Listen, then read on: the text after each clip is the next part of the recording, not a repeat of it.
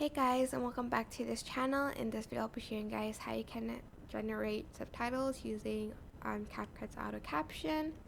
So I'm just going to select a video and I'm going to select record.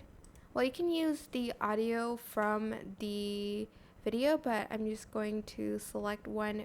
Well, I'm just going to record myself talking, but you can also generate auto caption the auto caption from your video.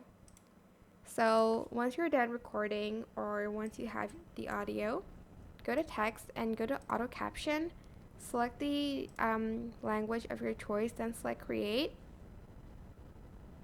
And once you're done, you can change the font as well if you'd like to. If you like to apply to all, just apply to all, like the colors.